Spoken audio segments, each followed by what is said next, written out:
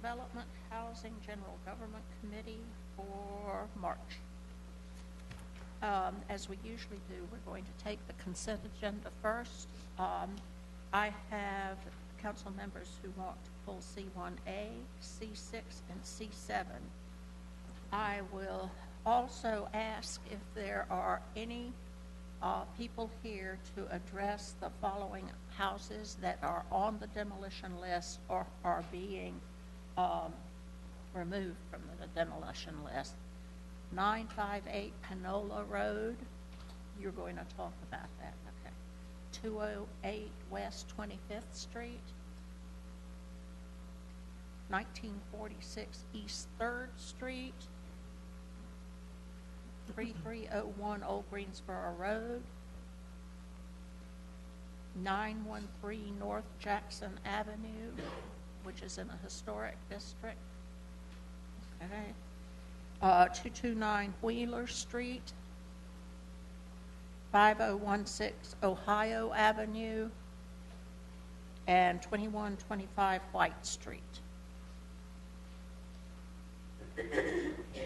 Looks like there's no one here to talk about anything except C1A, and some of the other items on consent. So may I have a motion for those? Move to approve and balance. Second.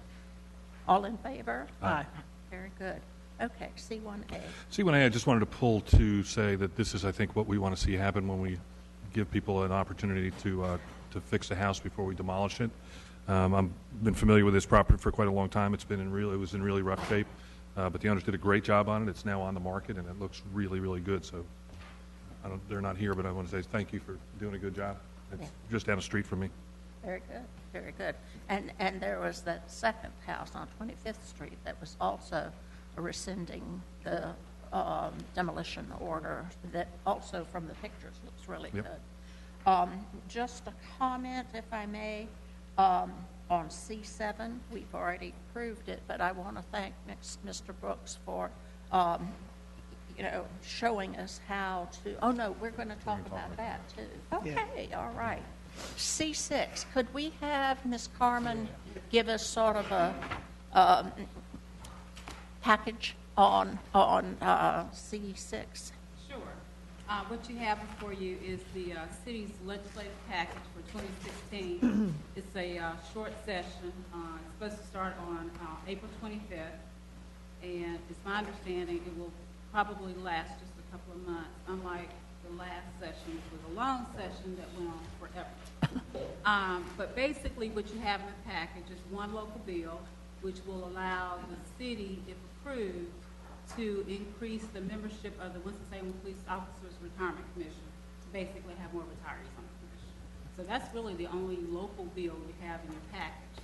The other bills are basically bills that either the city is expressing support for example, 708, preservation of historic and heritage trees. When a state agency has a project that's going to go through a municipality and there's some trees of some significance that the city wants to save, the city should have some input into that process. And then the other part is expression of concern regarding some bills that may be harmful to the city. So that's basically the package. Yeah, and the two bills that we have concerns about are the I guess that's billboards, right? Outdoor advertising laws. Right. And then the other one is HB 530 regarding local government inspection of buildings and structures. It's my understanding that despite some emails you may have received, that it's not supposed to be discussed during a short session, but may come up during the long session. So this is just in the package, just in case it does come up. Oh, okay. Tell me what is HB 613 then the billboards that we supposedly support? No, 613 is about signs on the roads and the ability Oh, to... political. Gotcha. Yeah. Okay, I'm getting all of that confused. The billboard is 320. It's on page 118. It's mentioned on page 118 in the agenda. Okay. All right. Are there any questions? I had a related topic that I wanted to bring up regarding legislative agenda.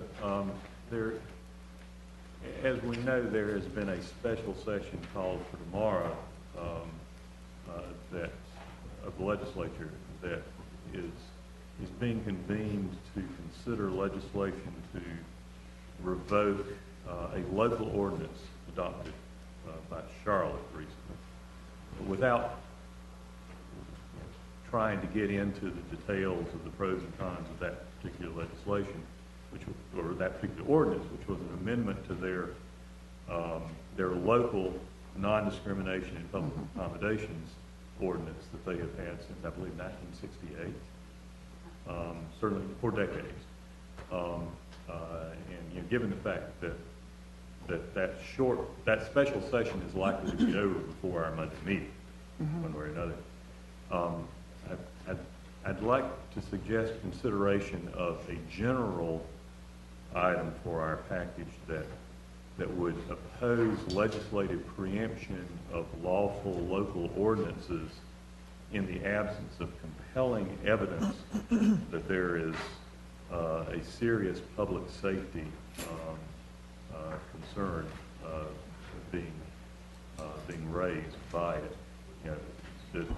Just the research that I have done independently reviewing data suggests to me that there is no such compelling evidence in this case, and that it's basically politicizing a hot button issue. Yeah. Is what they're doing. But like I said, since the special session is likely to be over before our Monday meeting, I'm not asking for a consideration of anything with regard to that specific ordinance, but I would like us to include some general principle in our package along the lines of opposing preemption of lawful local ordinances in the absence of compelling evidence that they raise a severe public safety question or language to that effect. Do you want me to put that in the resolution? I would. Committee agrees to it. I would ask the committee to consider that. Madam Chair, what exactly are you asking us, Councilmember Bessie? What is it that you specifically, at a level that everybody understands? What is it that you ask? I am asking for us to include language in our resolution which states as Winston-Salem's position that we oppose state legislative preemption of lawful local ordinances in the absence of compelling evidence that they raise a severe public safety issue. And just to be totally clear about this ordinance in Charlotte had to do with use of public restrooms. Correct. It more generally had to do with including sexual orientation and identity in the categories for which discrimination in public accommodations is not lawful. City Attorney, I was under the impression, and correct me if I'm wrong, that the League of Municipalities had adopted, I guess, in their strategic planning or visioning this past conference that they had here in Winston. One of the main things that we went through the process of hearing from all of these members in towns and whatever, government officials, is that one of the main things that people were concerned about, again, is the legislature preempting municipal authority to enact ordinances, budgets, things like that we normally have done always, but now they are now wanting to come in and change that. And I thought, again, that the League had embraced that as one of our strategic visions. Correct me if I'm wrong. Probably have to go back and look at that list to be certain. I know that was part of the discussion, but whether or not it actually made it into the list, I'll have to double check. It wouldn't be in this, because this is from earlier last fall or whenever when they did this, I think. So this hasn't changed, but I would like for you to check on that, please. Because if that is the case, Councilmember Bessie, would that not satisfy what you're talking about? Yes, I didn't, I took a quick look and did not see that specifically. What I saw was legislation opposing, I can't remember the exact language, but opposing taking away local, Decision-making authority and that local sort of thing? local taxing authority, basically. I didn't see broader language. If there's broader language that covers the same topic, that would answer. Please look at that, okay? Because during the process, that was the biggest, if you want to talk about concerns among towns and cities, is, again, the state coming in, overriding what municipalities decide for their own cities and towns, and even urban areas like Charlotte, Winston. We weren't the only ones. It seemed like the smaller cities were more concerned about it than we were. So, Attorney Carmen, check on that, please. And shall we then just pass this along to Monday night with a recommendation to adopt it, plus the possibility of some other language? Yeah, if the committee so pleases, I'd be happy with some language that could be added if we don't find a similar principle already clearly stated in the league's package. Well, I certainly think the language that you have stated a couple of times is it would be adequate. Okay. A motion to that effect, then? I'd move to that. Okay. I'm going to abstain. Oh, second, but I'm going to abstain. I'm going to abstain. All in favor? Aye.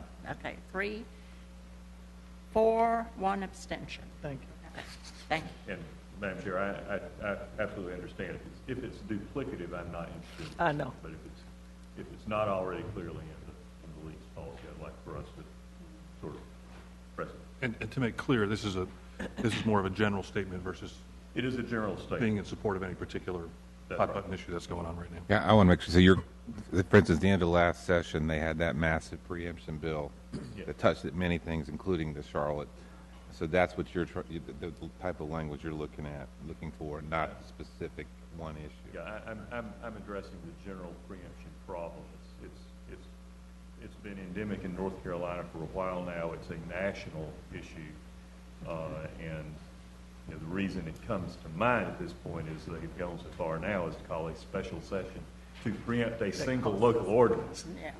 It costs the taxpayers money. But, Yeah. and certainly, we've been touched by it, too, Yes. with,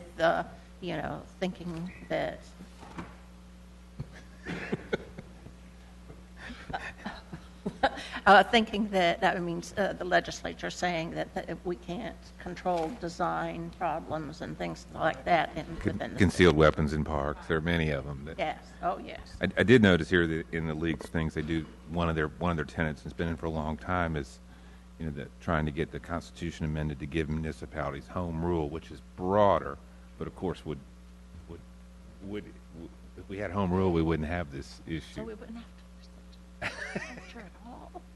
Whoa. Okay, all right. Let's take C7 quickly. Mr. Brooks, can you tell us about the way you all handle? Madam, If you will, read that. report on vacant, unfit housing cases. Okay. Good afternoon, Good afternoon. Chairman Light, members of the committee. This item is a report on our vacant, unfit housing cases. Staff reviewed our files, and we discovered that there are approximately 682 cases that date from FY 11-12 through current 14-15 that are in that vacant, unfit category, eligible for demolition because of 6-month vacancy. And what that means is that the house was inspected, an order was issued, there was at least one unfit violation. At the expiration of the order, which is generally 30 days, the violation was not corrected, and it has sat vacant for 6 months, after which time that property can be considered for demolition consideration. So that's what places it in that 6-month category. So we have approximately 682 houses that fit that category. These cases are there as a result of staff's decision not to refer the cases further for demolition consideration for various reasons. In most instances, it's because there were only a few unfit violations, one, maybe less than 5. In many instances, the property was not unsightly, didn't present itself as an eyesore, so staff did not move forward to tear them down. And at various times during this period, we've had different periods where council has wanted to be more aggressive with demolitions and others where not so aggressive. So trying to take our cue on which way to proceed with that has resulted in us having these 682 cases. But in order to move forward with that, we are proposing now that cases that are eligible for demolition consideration, and this is of course with your approval, those cases that are eligible for demolition consideration based on the 6-month vacancy where the cost to repair is less than 50% of the fair market value and the cost to repair is less than the estimated cost of demolition, they will be processed just as soon as they become eligible. And we have some pictures at the end of this short presentation to give you examples of what we're talking about. These properties will be brought into compliance using the in-rim repair process instead of demolishing the structure, and then staff will aggressively pursue bringing properties into compliance using the in-rim program, and by using that program, it will result in less houses being demolished because the intent there is to repair those minor violations. If there were any negative aspects of that, the negative aspect would be where you have these properties, you only have a few violations, you repair them, and they still remain vacant because they're not being processed. So we make the repairs, they remain vacant, and they still could be subject to vandalism again and again, even though you're making these little minor repairs. So that's sort of the downside. So I would suggest that still careful consideration be given as to which ones you may want to move forward with on that, or if the repairs are not such that they still present the property to be an eyesore in the neighborhood, you may want to consider which way you want to go on that. To address the backlogs of cases, what we have created is an open case vacant property report sorted by cases open date, and you have that on the chart behind you. The cases were further sorted into 2 categories. Properties where the cost of repair is less than 50% of the fair market value and less than the average cost of demolition, which is approximately $5,000.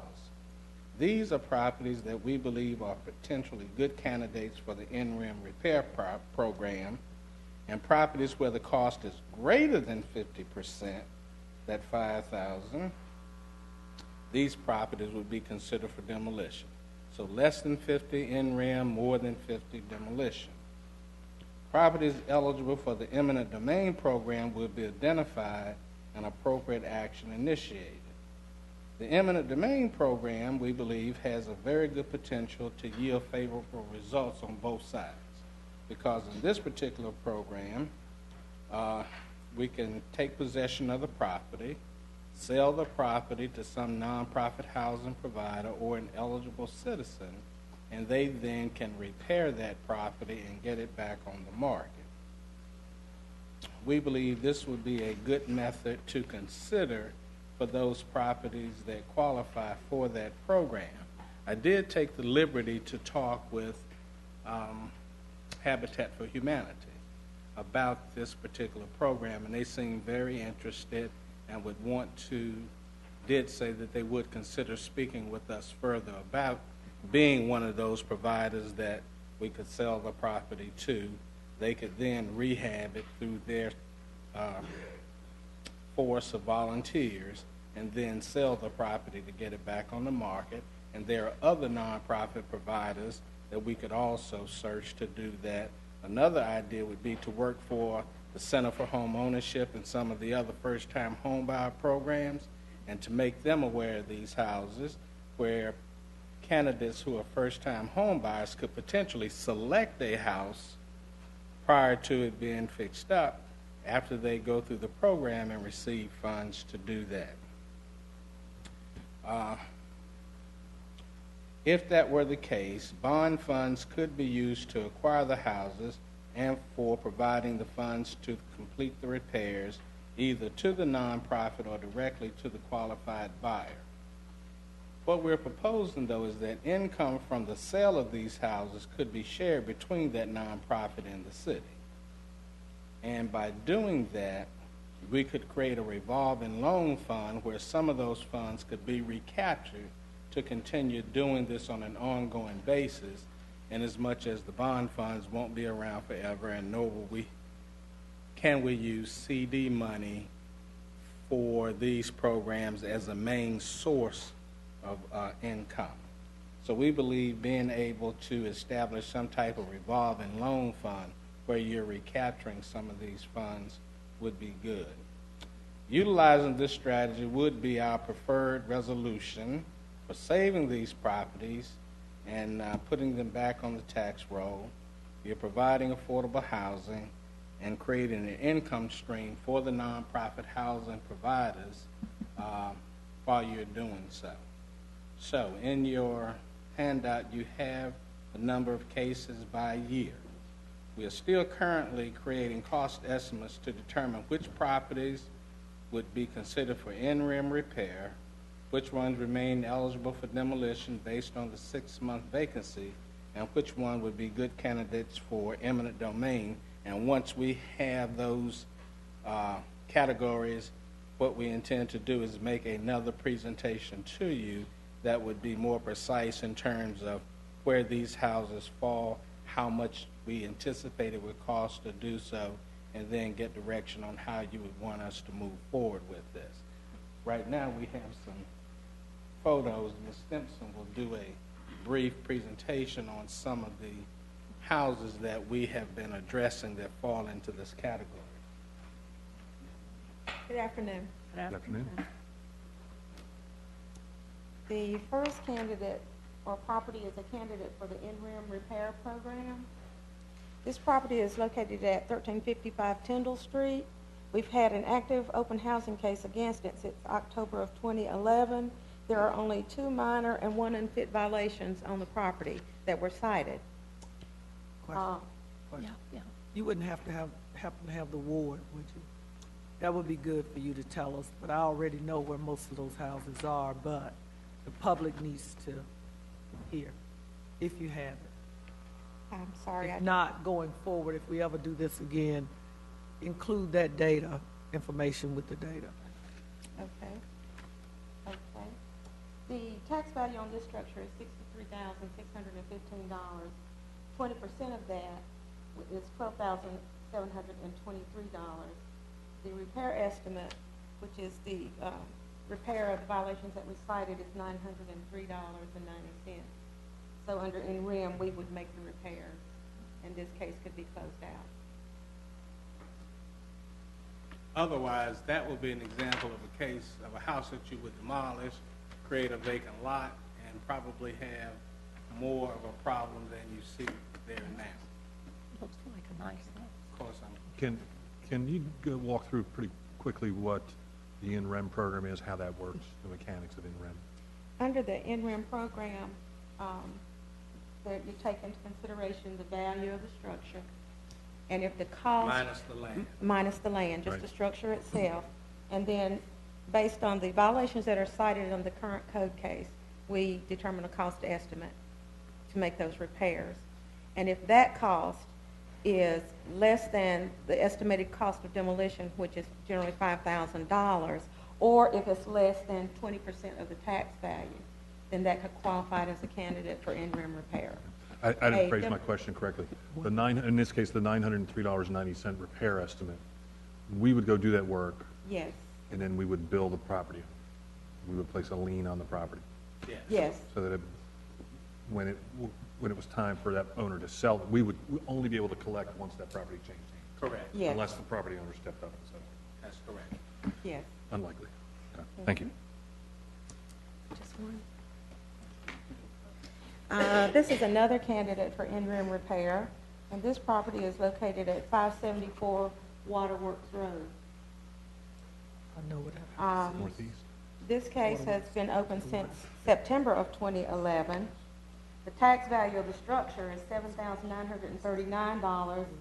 The 20% of that is $1,587. The estimated cost of repair is $1,447.85.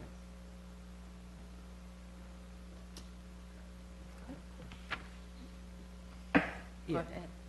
Yes, not to interrupt, but again, I applaud and support, and everybody knows that any efforts to sustain the housing stock within the urban core, because we know that most of these houses are in the urban core.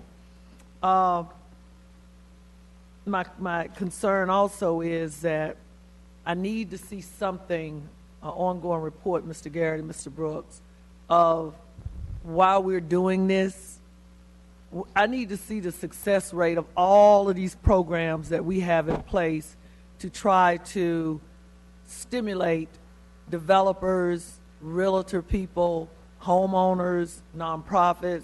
I need to see who we're running to get to try to buy into this. But I also need this one.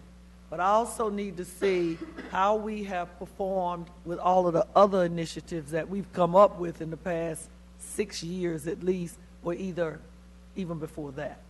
Because if we're doing all of this to try to get people to buy into an idea or concept that we believe in is a good one, and nobody is participating, then we need to recircle the wagons and figure out what we need to do from this point on. Because as you stated, we can repair the houses, taxpayer money, but there's also the chance that the house could be vandalized over and over again.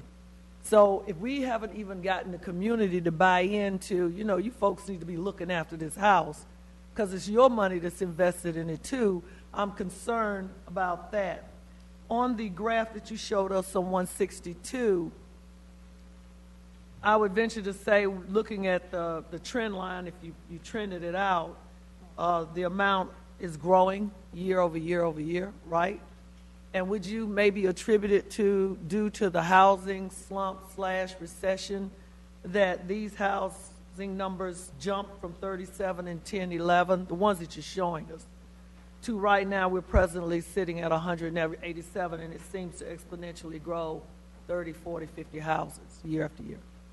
Yes, I think that could be an accurate assessment, along with the fact that a number of properties we encountered are originally occupied by elderly individuals, and the elderly individuals pass, and you don't have siblings or other family members that are interested necessarily in moving back in or doing something with that property. In some instances, we have investors, and all of these properties are made available on the city's website.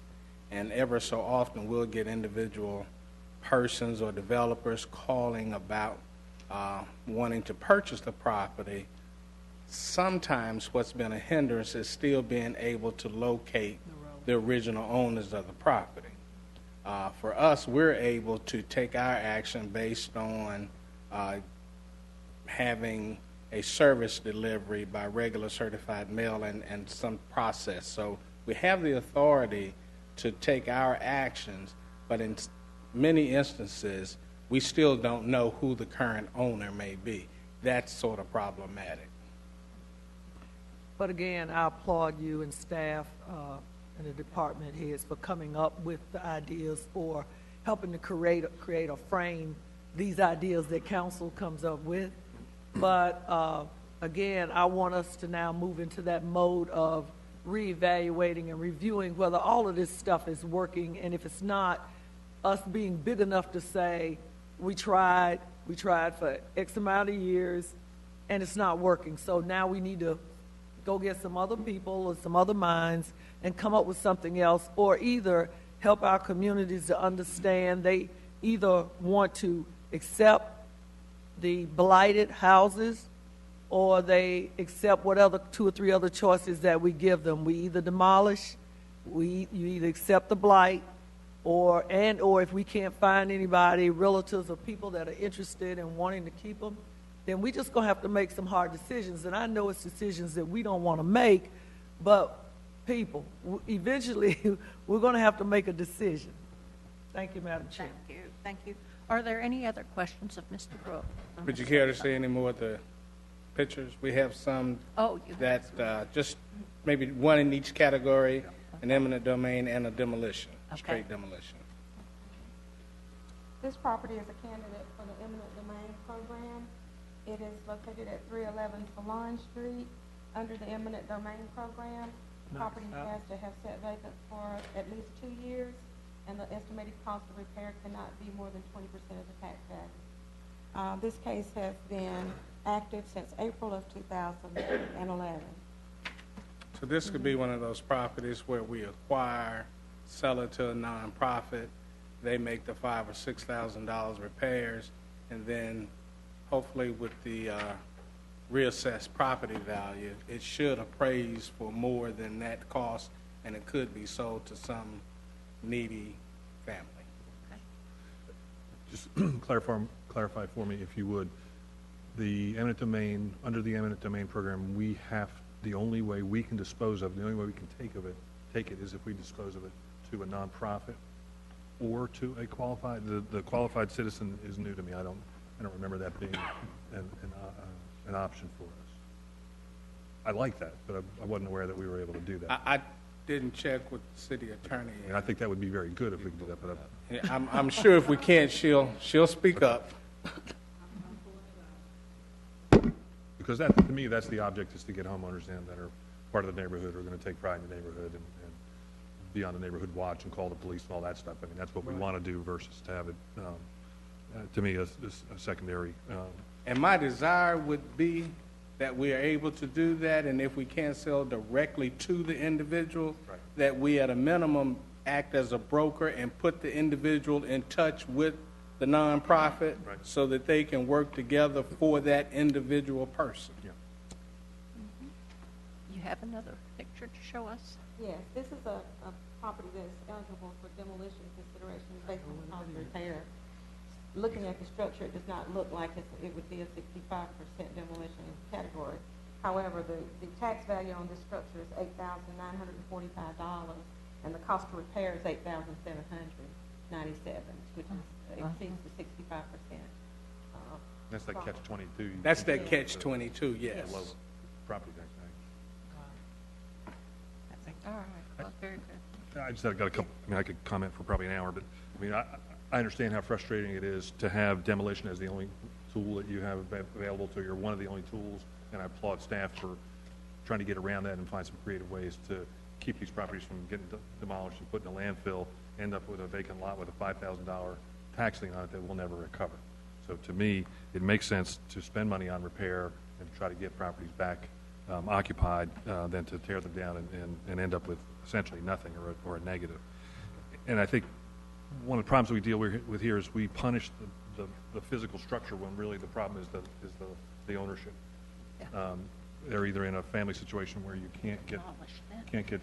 well, it can be for innocent reasons, but I've dealt with a lot of estates trying to sell properties, and they can be very difficult to manage. And meanwhile, the neighborhood gets punished because they've got a house sitting there that's going to rack and ruin. So it's a complicated issue, but I really do appreciate, a fresh look at it and trying to come up with some other solutions that help. I do think that if these are going to sell to single-family homeowners, there needs to be a concerted effort to brand and market this, because I think doing one house at a time, unless there is some larger sort of force behind it or a program to sell these, it's going to be very difficult to sell them.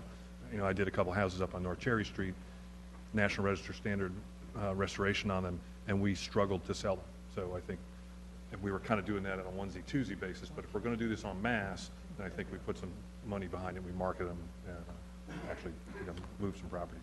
I can appreciate that, and that was my thought in trying to work with all of the programs that do the first-time home buyer and the counseling programs so that we can just, if you will, flood these first-time home buyers with these properties. And I think, in part, what we're able to do in turn could help sell that, where we want to go in and rehab a house and use it as a model house that we'll be able to show folks what the potential of what could be done.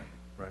So, City manager and I have appreciate talked in the past quite a few times about also trying to find a way to incent city employees, to offer these as incentives to city employees to live, folks who may not be able to live inside the city limits, to try to offer some incentive for them to come in. So I think there's lots of good things that come from it. Thank you. Thank you all. Yeah, and just one caveat for everybody to think about.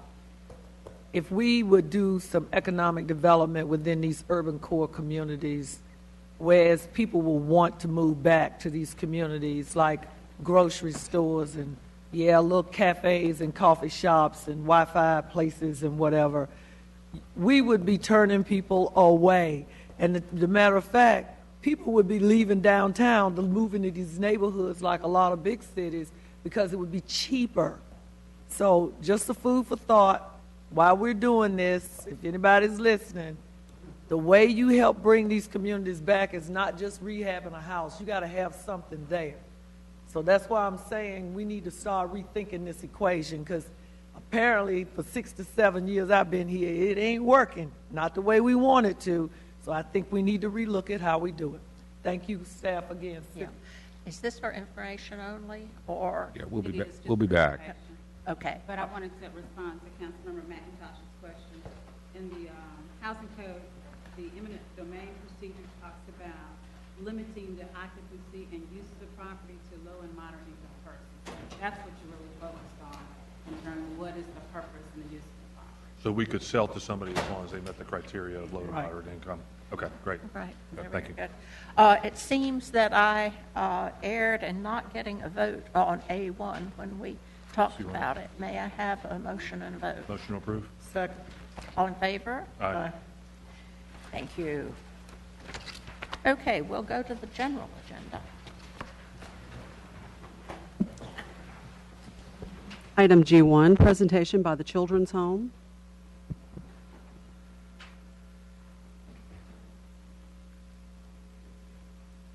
Good Your afternoon. name and address, please. My name is Catherine Northington at 1511 Overbrook Avenue, 27104. Good afternoon. Thank you for your time this afternoon. I am the board chair at the Children's Home and will fly through about 4 points and then turn it over to Brett Loftus, our new CEO, who is really who you need to hear from. So I did want to take, again, just a minute and share our board's perspective coming into this whole exercise. We have spent about a year, maybe a little bit more, trying to figure out what actually works in the service of children today. You all know better than I probably the challenges in front of them, and that truly has been our bottom line. What is out there that works? And how can we bring that to Winston-Salem without reinventing the wheel? That's a very short version of about 12 months worth of work, but the answer has come with the Crossnor School. We talked to three organizations total, and Crossnor was the one that we truly felt best addressed the needs of children. They graduate 95% of their kids. The average graduation rate in foster care is 1 in 3. I also briefly wanted to speak just a minute to why this matters for Winston-Salem. Our property sits in between neighborhoods that otherwise really wouldn't interact, yet people expect us to serve children in need on our campus, and not to do that would be a tremendous waste of an opportunity. So we first feel like we sit in a place where we can bring people together that need to interact with each other, but in the ways that we live today often don't. We also feel like we can be an example of tax dollars, of public dollars and private charitable dollars working together for the same good end. That this responsibility sits with all of us as citizens, as taxpayers, as contributors. And at the end of the day, we all really seek the same things from those dollars, regardless of where they come from. Finally, back to what kids need. Crossnor's model, Brett will speak to this in a minute, is built upon trauma-informed care. And that you will hear a lot about if you aren't already in schools and other places that serve children. Bringing trauma-informed care to kids is the first critical step in truly helping them heal. We stand a chance with Crossnor, we believe, truly to bring the children's home back into the forefront of service to children. The state has thought of the children's home in our distant past in that capacity, and we want to put that back in front of Western North Carolina as an example of really what kids need today. The last two quick pieces, I wanted to extend an invitation, and these were not ready when your packet was prepared, but we have an information session April 7th. We would love for you to join us if it works for your calendar, but also to feel free to share some of these with others you think should hear what we're up to. And then briefly to introduce you to Andy LaRoe behind me. He and his business are helping the children's home address all things facility, maintenance, building, structure, the whole 9 yards, which if you have been on our campus, you know that that is no small task, but he still returns my phone calls. So he's actually very excited to be doing it in the service of children, which is part of what makes it all come together so well. And then finally, just to introduce Brett Loftus, our CEO. His bio is in your packet, so I won't walk you through all of that, but in about 2 seconds, you'll understand why we are so excited to have him with us. Thank you. Thank you, Ms. Northington. Thank you. Good afternoon. Good afternoon. I'm Brett Loftus. I'm the new CEO of the Children's Home and also of the Crossnor School. So I spend half my time here on campus, Renolda Road, and the other half, about 2 hours up in Linville, just the other side of Linville on the Crossnor School campus. And I just would say we are so thrilled with this partnership. I'm not sure if you're aware, but in the last 5 years, the number of children in foster care have gone from about 7,000 to now over 10,500. We have tens of thousands of others in some phase of the child welfare system. So the need it continues to be great. And the evidence-based models that are getting really good outcomes are few. And so we're always looking for better ways to serve children. We know more today than we did 20 years ago about the impacts of trauma on the brain architecture, and long-term life expectancy and overall good health outcomes for kids. And so everything we do now is about trauma-informed care, about how we can make sure every interaction with every staff member, every foster parent, every therapist is a healing interaction for children. And that's what we're really building, is a sanctuary for kids. And so we're excited about the possibilities that the Children's Home has. Over 100 years of amazing history of serving children in this community. I can't go anywhere here without running into somebody who said, you know, my grandmother grew up there, or my uncle was there, or I have a family member who worked there. I believe that the Children's Home is a critical part of the infrastructure of this community, and we're really excited about what the future holds. So I thank you for the opportunity. We hope we can continue to come back and tell you more about the work that's being done there. Right now, the Children's Home is already serving over 200 children, most of them in a capacity in the community, either in outpatient trauma-informed therapy, in-home services, or with our wonderful foster care program and adoption program in the community. Unfortunately, the residential services have really decreased over the years, and there are about 8 children being served currently on the campus with substance abuse services. We have a small substance abuse residential program and a short-term residential program for kids in crisis, which we're looking to expand pretty greatly in the next couple months. We hope by the end of the summer we'll have capacity for about 30 children in short-term and long-term residential on our campus, and that will just continue to grow. We continue to be committed to the farm, to providing an experiential opportunity for kids to learn what it's like to grow something, to take care of another living thing. That's also part of our campus at Crossnor, so those two things connect really well together. But we're really clear that the farm exists to serve the children and not the other way around. And so we're excited about the possibility to serve more kids and to make a dent in a pretty dismal system. And so we're thrilled about our partnership with other organizations in the community already that we've been meeting with. And in addition, pretty soon you'll be hearing about an exciting partnership with one of our local Methodist congregations about coming back into our campus and having a church home on our campus. So we're thrilled about that. I'd love to, if you have any questions, answer those if you have them.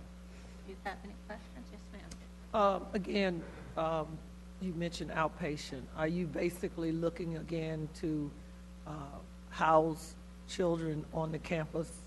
We will be a place where children live again. Okay. And so what we know is that wonderful kind of beautiful heritage of 90 plus years of children in crisis living on the campus. And what we know now is the old orphanage model, it doesn't exist anymore. Correct. But there are new, really innovative models where you can build sanctuaries for children. Two real important groups of kids who are very underserved. One is sibling groups. Right now, the current public foster care system really struggles with keeping sibling groups together. And as we all know, as we age, our siblings become more and more important. And also children who have bounced through the system. We get children that come to us over 20, 30, 40 placements before they hit our doors. And our goal is to be their safe, stable home until their permanent home can be identified. Whether that's back home, safe with a family member, whether that's with an adoptive home, or whether it's, for many of our children, independent living and transition to adulthood services, which we're committed to. I would be interested in getting some information about the time of your informational session. The children's home is in the North Ward, and I would love to hear what your plans are because I get a lot of questions about it as well.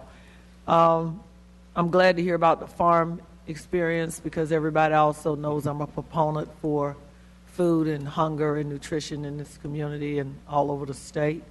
And I'm hoping to learn more about your partnerships and again your plan as to how it will affect the community and how the community can affect you as well. Looking forward to working with you. Certainly, I've heard nothing but praise about Cross North School over the years, so it's very exciting to have the possibility of that kind of program here for our kids. I will come to you in just a second. One thing that certainly the housing groups in Winston-Salem have identified is that one of the problem groups is kids in foster care who are just aging out of when they have to leave home, so to speak. And so, I see this as a way to give them some sort of buffer time to complete their growing up. Yeah. There's some important things that have happened in the state. October 1, the state law changed. There's some of us that went to the General Assembly, worked together to get the law changed. Now foster care goes to 21 automatically. So a child has the option to stay in care till they're 21. And even if they leave care, they have the option to return to care, which means that homeless 18, 19, and 20-year-olds that are coming out of foster care should no longer be the case. We should be able to care for them in our communities. And that really provides a lot of opportunity for us to build programming around that. Right. I just want to say I'm excited to meet you. I've heard an awful lot about you from board members and just people who are close to the organization, and they're just very enthused about your level of passion and compassion in this role. So great to meet you. I look forward to great things happening. My wife grew up at Lake Walcomont, North Carolina, where there's a Boys and Girls Home. So her experience with that whole environment, that group was overwhelmingly positive, and I think she brought a lot of good away from that. So I'm happy to see that residential component come back. I'm happy to see the children's home get plugged in and revitalized in the community. So thank you. Thank you. Future things to come. Absolutely. Yes, absolutely. Well, thank you all, and we'll look forward to hearing more. Thank you. Thanks. Thank you. Okay, number 2, G. Request from the Ujima Community Development Corporation for the development of a 50-unit senior housing rental development to be known as Emmanuel Retirement Village. That's right. It's not. Yeah. Were we all here for this yesterday? Yeah. Do we need to hear any? No, I think we're looking to get some more information before. Yeah, we're waiting for. I don't need it. It's 4 days. Oh, okay, good. I don't need another presentation. we'll Okay. just say, Thank you. thanks for the information, and And do can you we need a thank vote? Ujima people? Oh, CDC yes. for being here. Who It's all from dedication. Ujima is here? I see Larry and who else? Thank you all for coming, and certainly, I think there's a great deal of excitement about this, yeah. Yeah, we got Mr. Sadler, Mr. Jones, Mr. Weston, Ms. Peppers, and I forgot the young lady back there with Mr. Weston. I'm counsel to Ujima, Barbara Raffledine. I'm Okay. very excited to help Ujima get the project started. I am a commercial real estate attorney. You want to 28 come? years. Get it on the record. Might run for politics. one day. Raffledini, like the wine? Yes, Okay. which is a different subject. I'm Barbara Raffledini. I'm 3309 York Road, Winston-Salem. I moved to Winston-Salem about a year ago, and I'm happy to be here. Family business, and wanted to come to Winston. I'm from Chicago. I've practiced commercial real estate law for 28 years, and met Carol Davis and wanted to get involved in housing and some community activities. And so I was very happy to meet the Ujima folks who have a lot of passion and dedication. I think they've put together a really good team of a contractor, council, and working with the bank. And so I think we'll be getting you more information and can answer your questions. And look forward to working together. Thank you very much. Thank you. Do you want to vote on this? No. Information? Okay. All righty, very good. Thank you all for being here, and we'll keep this rolling. Number 3. Item G3, report on the status of minority and women-owned business enterprise program enhancements. Hello, Mr. Brooks. Hello Haven't seen again. you in a long time. Yes, it's been a while.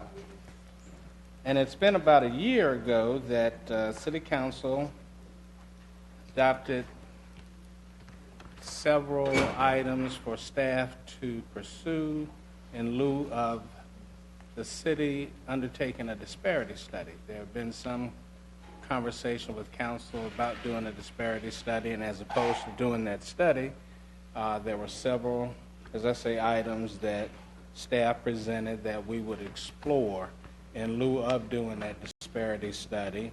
And at that time, the MWBE office was restructured in order to facilitate that.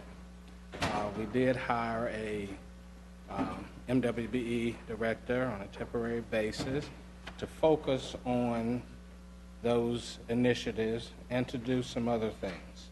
So what we provided for you is just an update on the progress of those items. And I won't go through each one with you, but I will highlight the fact that there has been progress made. And if you notice on number 2, where it talks about as opportunities arise, continue to set goals higher than 10% based upon the scope of work, blah, blah, blah. And that has been done for the period April 2015 through January 2016. A goal greater than 10% was set on 21 projects with an average of 19.6 as the average goal set. And NWBE staff continue to identify other opportunities to do that. We will note that in addition to that, there has been a significant increase in building construction projects since the approval of the 2014 general obligation bonds, where there are greater opportunities to achieve that number than in the past. So I think once you take that in perspective, you can see that. There have been a number of outreach events that have been held to assist MWBEs with all types of issues, pay issues, mentoring, other opportunities, informing them of the process and helping them along with the process. And as you can see, we've identified that in here with you. One thing I want to call your attention to is on number 5, where it says encourage prime contractors on formal 300,000 vertical construction projects to enter into joint venture agreements, particularly on construction manager at risk. We have 4 contractors that were encouraged to enter into joint agreements, and there are some that exist now. But on further review on 2 of those projects, it was determined that construction manager at risk was not the feasible way to move forward on 2 of the larger bond projects. But if opportunities arise, that will be considered on others. Let me cut in real quick there. We're actually going to bring a report, Mr. Turner is next month, to Public Works. We've had some really good conversations with the City of Durham and their success with construction management at risk. The projects we already had were too far along. Architect was already designed, but we do have a few projects that are not that far along, so we're going to be talking about with you all to see if you're interested in pursuing that. Sounds interesting, yeah. That's about all right. Staff started working with 12 firms that are interested in mentoring others, and we have a list attached for you. Enhanced partnership with local organizations, and we have also listed those. Evaluate the city's number 8. Evaluate the city's current retainage policy and consider ways to release funding based upon the completion of a particular task of activity contingent upon city approval that the work has been satisfactorily completed. Based upon the city attorney's review, it is recommended that the city adhere to the statute on that, and interest on final payments due to prime contractors, payments, so forth. We continue to monitor that closely for that, but we have not moved any further in being able to actually hold that retainage and carry it through. Does that mean that it's just trying to get the small guy paid in a timely fashion instead of waiting till at the end of everything? That in part. Yeah. I had a question for our attorney.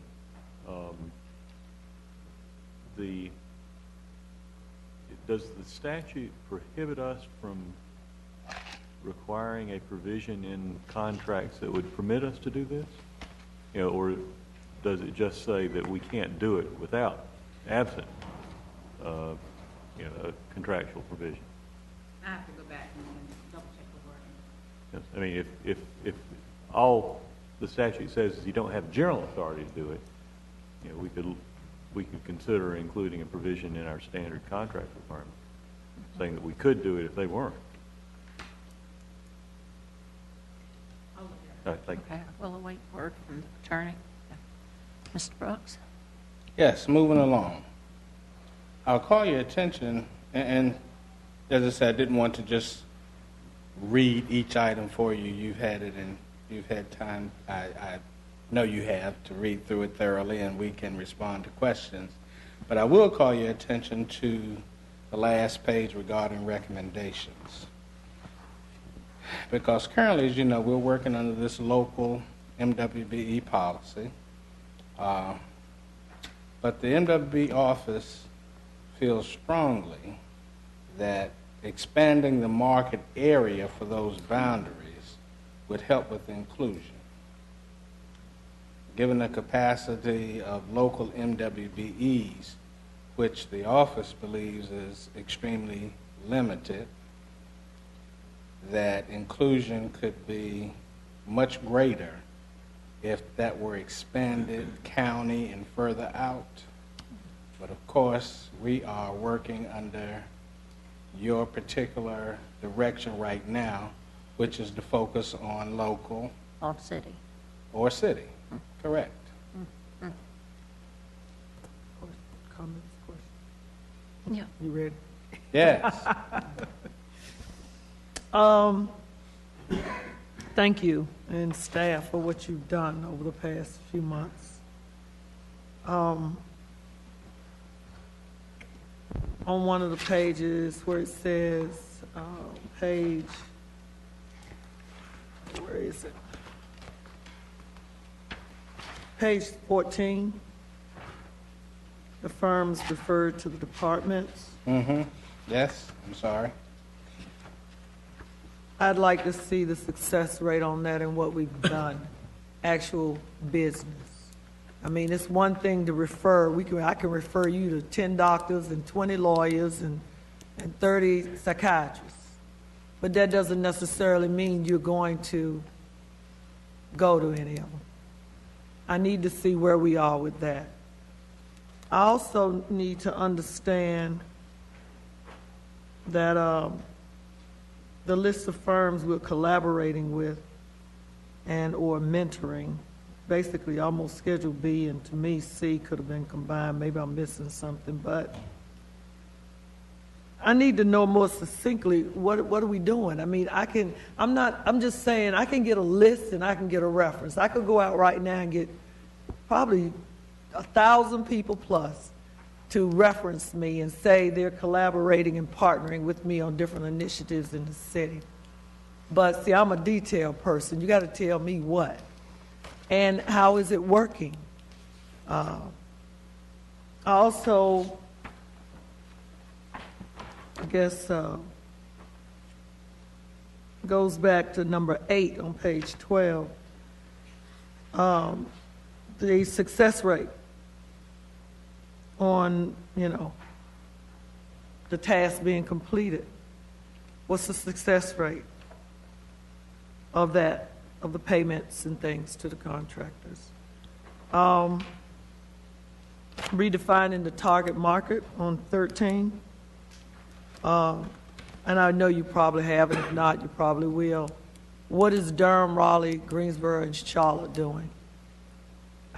Have they expanded their areas? And if they have, give me the matrix that shows me these 5 or 4 cities and what is it that they did before and what is it that they're doing now, and maybe the rationale of why they did it, and is it working for them? Again, sometimes I applaud us for our initiatives and innovation, and sometimes we send you guys to do a lot of work for us, and we appreciate it. But now I'm at another mode, whereas I'm like, is it worth it sometimes? And if it's not working for the major other 4 big fish in the pond, then maybe we need to think about whether that's something that we want to do.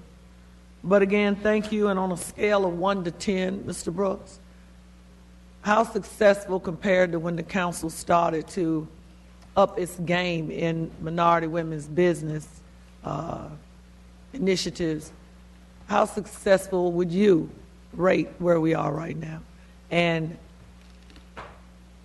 how much improvement you think we could still make within this, I'll say this year, 2016? We just went through these code enforcement numbers. I think we're greater than 50%, less than 100%, somewhere in between. Well, got room to grow. Okay. So I would surmise that you and your staff would, I appreciate the update, but I'm sure I'd like to see quarterly updates as to where we are on this, okay? I will, and in the same vein of what you were discussing, we're also following up when we have these events, the mixers and the other types of events. We're following up to see who actually got business as a result of attending those. So we'll have that information for you also. We don't want to just continuously hold events and not seeing the fruits of that labor. Right. Thank you. Jeff. I had a question around the program recommendations and redefining the target market. I think I understand what you're getting at there, but I do worry about, we want to spend our money locally. What sort of, says it highly likely that that local minorities will benefit? How do we make sure that that is likely, not just highly likely? How do we make sure that that actually happens and that our money just doesn't go to some other community and we never see it again? I think there's a belief that in some instances, those companies that you may hire that aren't local will hire local individuals, and those persons that they hire will be spending money here locally. So that could be one way, and there possibly could be others. As we report back to you, we'll try to define that a bit better we can't require them to hire local, can we? No, they can ask. We can ask for a commitment, but not a requirement. I don't believe we can require it. It's important to note, too, the local provision is only for expenditures under $20,000. But I think any opportunity we have to incent that money to stay here Right. and in the community, And I we think want that to use. the challenge would be, I think we could do it. I have to ask the attorney, could we, I guess we could, because we have total discretion on that spending. Could you, I mean, right now, we don't, if there's a local a vendor within the corporate limits, they get the business over somebody in the county. Right. But could you say, okay, if you're in the county and a minority, you can bid on it, but if you're in the county and you're not a minority, you can't bid on it, I guess is the trick. And certainly there are trades that we won't be able to impact, but I think in some of these trades, with some of the programs, with some of the training programs we do and other opportunities, as Councilmember Adams mentioned, the economic development opportunities that we can offer, for instance, on the small contractor recruitment fair that we're getting ready to have, to try to recruit contractors that can do work under $15,000 that aren't licensed. Begin to make a more concerted effort to reach out to those types of individuals who ordinarily probably wouldn't be taking advantage of these types of programs, and begin to try to grow if they're not there, and work with more small businesses to get them. So I think we have to be more aggressive in doing that. Any other questions of Mr. Brooks? If not, thank you. This is exciting. Very Thank good. you. Thank you. Keep I've got one item before we. Okay. I think that's the end of our agenda, but is there anything you'd like to bring up? I do have an item. I attended a zoning board of adjustment meeting lately, and I have to admit that I'm not up to speed on the process of renewal of mobile home permits. And I'd like to get up to speed. It does seem to me like it's an inefficient process just from my short, quick look at it. And so I'd like to see if there's a way to improve that process and make it work. It seems like we spend an awful lot of staff time on those cases. And from what I saw and have spoken to staff about, they always get renewed. And yet we haul them before us Every year, right? Every year. every Yeah. year, well, and Year that's, after it seems to be year. fairly capricious too about what that term We'll take a is. look at it. It's, Yeah, I don't know that there's any benefit to the way we're doing it now, so I'd like to take a look at making that more efficient and fair. So, who do we ask? Who does that for Who us? do we ask? Great, Okay. great. Thank you. All right. Very good. Thank you.